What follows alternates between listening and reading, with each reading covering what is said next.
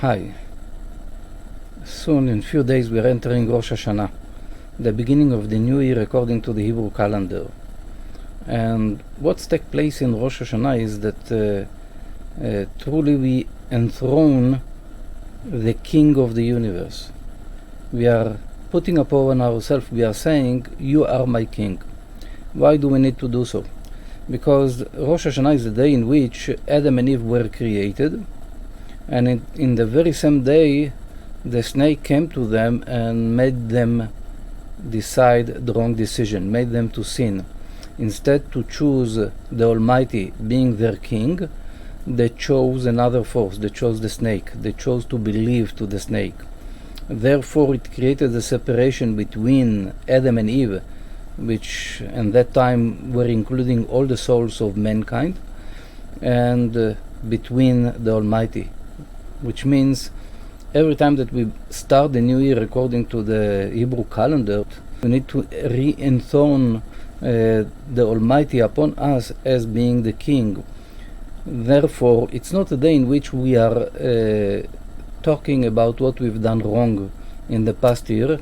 According to Kabbalah, it's wrong to do so.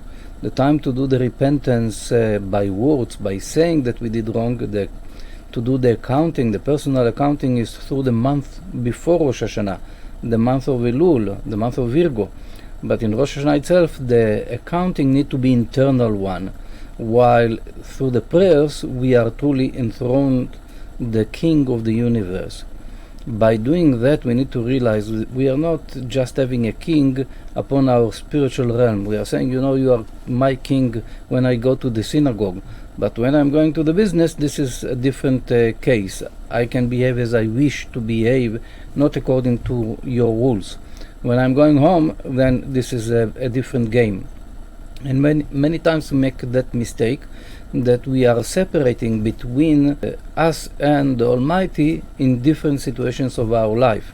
Therefore, in Rosh Hashanah truly, we need to crown the King upon us, but in such a manner that he is the King of the physical reality as well, not just the spiritual reality, because they are not separated. The Almighty is one, he was, he will be, he is everywhere, above time, space and motion.